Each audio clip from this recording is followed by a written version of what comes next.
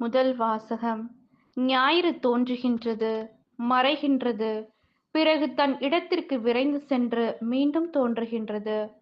சபையுரையாளர் நூலிலிருந்து வாசகம். அதிகாரம் 1, இறை வசனங்கள் 2 முதல் 11. வீண், முற்றிலும் வீண் என்கிறார் சபையுரையாளர். வீண், முற்றிலும் வீண், எல்லாமே வீண். மனிதர் தம் வாழ்நாள் முழுவதும் பாடுபட்டு உழைக்கின்றனர். ஆனால் அவர்கள் உழைப்பினால் பெறும் பயன் என்ன? ஒரு தலைமுறை மறைகின்றது, மறு தலைமுறை தோன்றுகின்றது. உலகமோ மாறாது, என்றும் நிலைத்திருக்கின்றது.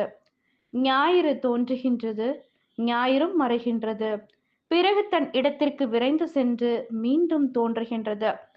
தெற்கு நோக்கு காற்று வீசுகின்றது, பிறகு வடக்கு நோக்கி திரும்புகின்றது. இப்படி சுழன்று சுழன்று வீசி தன் இடத்திற்கு திரும்புகின்றது. எல்லா ஆறுகளும் ஓடி கடலோடு கலக்கின்றன. எனினும் அவை ஒருபோதும் கடலை நிரப்புவதில்லை. மீண்டும் ஓடுவதற்காக உற்பத்தியான இடத்திற்கே திரும்புகின்றன. அனைத்தும் சலிப்பையே தருகின்றன. அதை சொற்களால் எடுத்துரைக்க இயலாது. எவ்வளவு பார்த்தாலும் கண்ணின் ஆவல் தீர்வதில்லை. எவ்வளவு கேட்டாலும் காதின் வேட்கை தணிவதில்லை. முன்பு இருந்ததே பின்பும் இருக்கும், முன்பு நிகழ்ந்ததே பிறகும் நிகழும். புதியது என்று உலகில் எதுவுமே இல்லை.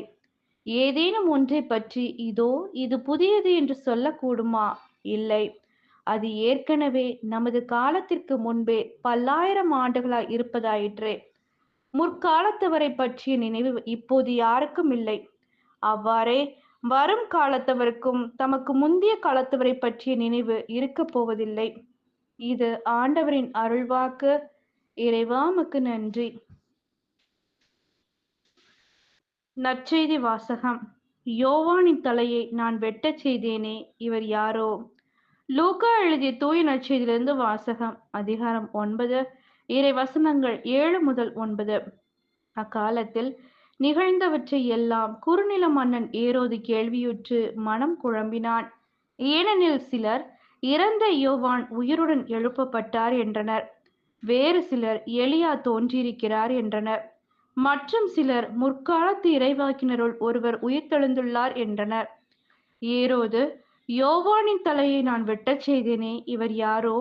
இவரை பற்றி இவ்வாறெல்லாம் கேள்விப்படுகிறேனே என்று சொல்லி இயேசுவை காண வாய்ப்பு தேடிக் கொண்டிருந்தான். இது கிறிஸ்துவின் நற்செய்தி.